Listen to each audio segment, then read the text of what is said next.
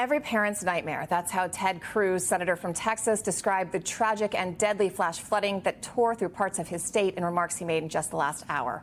Earlier, we spoke with Court and Miller Coy, brothers who were at a boys' camp in Hunt, Texas, when the waters started to rise. Hi, guys. Thank you so much for taking time. I wanted to say I was talking to your dad earlier yesterday to see if you guys were okay, because we've known each other for a while. I asked him if he wanted to come on TV, and he said he didn't, but you two would really like to come talk to us. So if that's still okay and you're still okay to talk, I'd like to ask you a couple questions about what happened. But look, if at any point you don't want to answer something, or you want to stop talking, or you want to end this all together, you just let me know. Nobody's upset, and we cut it out. Okay? Does that sound like a deal? No. Yeah. Yes, ma'am. All right.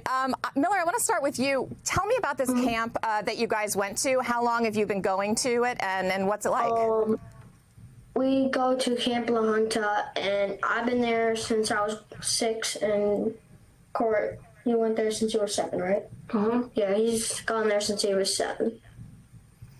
And what do you guys like to do? Court, you're a little bit older now. Were you counseling there at all, or are you just doing other cool things? No, I'm not allowed to do that yet, but I do get to do some of the things that he can't do, like horseback and sailing and stuff like that. No, not if you're 2-term. No, I went for a month. Well, I was going for a month, right? All right, but you guys have been going to this camp for a while, so you know the woods, you know the river. I'm assuming you kind of know the lay of the land, right? Yes, ma'am. Can you tell me, Court, how did you guys know that it was getting dangerous? How did you know the water was rising? Did people come tell you, or did you just kind of hear and see it? Well, it was very late at night, so we had no idea what was happening until one of our counselors ran in and just yelled at everybody to get out as fast as we could.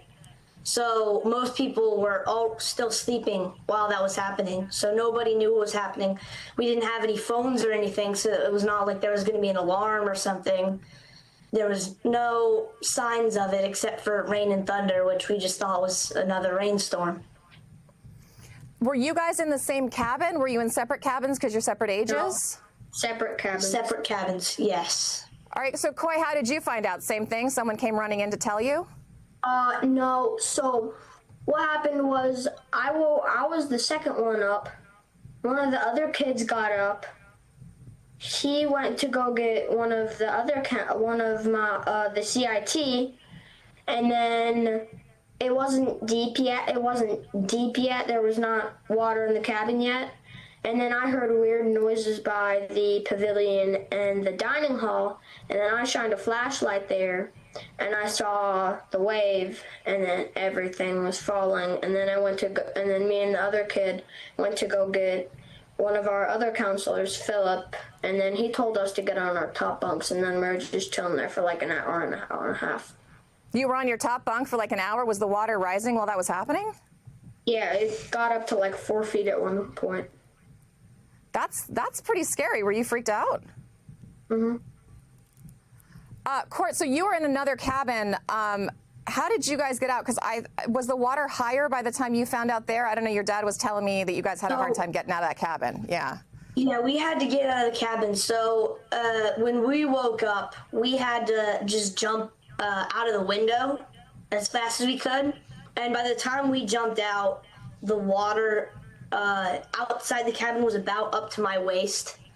And then we had to basically get to the hill as fast as we could.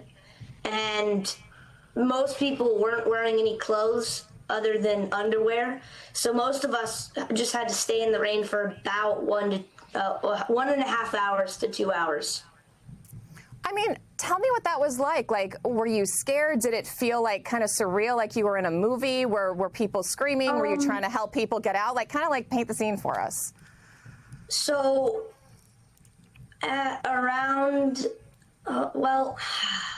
it was definitely like a movie. There was a lot of lightning, a lot of rain. It was very cold. So for me, it almost felt like a dream. Like it wasn't really happening, but I knew it was. So nobody was really panicking that much because there wasn't really much we could do, other than just sit there and hope that it wasn't going to get worse. And I'd imagine you almost really didn't have time to panic, right? It was like you just got to get out and get to the hill. Did you guys find each other again on the hill? How did you reconnect, and were you both worried about each other? No, I snuck out from my group to go and find him. And while I was sneaking out, one of my friends followed me. But while I went to go find him, there were like kids trying to get out of their cabins to high ground.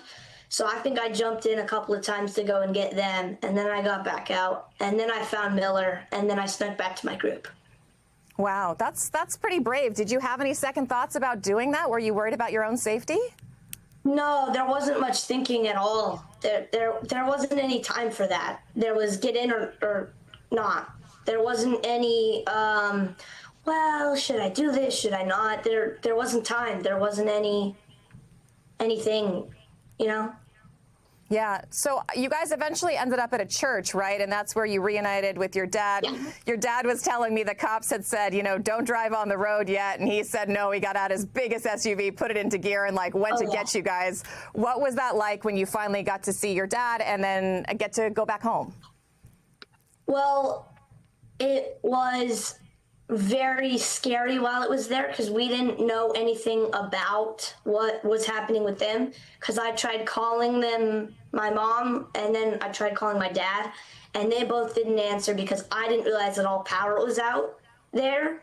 I knew that power out was at Camp Lahana, but I didn't know that power out was there. So most campers already had their parents waiting for them there. So we were about the second to third last ones to get our parents. So at the end, I personally started getting just a little bit scared because, oh, they haven't shown up yet. They haven't shown up yet. Yeah. But that's when they showed up. They were there, and we went home. It was all great. And one of my friends had to come in the car with us because his parents were like 2 hours out. Court and Miller Coy, of course, are now home safe with their parents and their 3 dogs. Thank you both very much for joining us.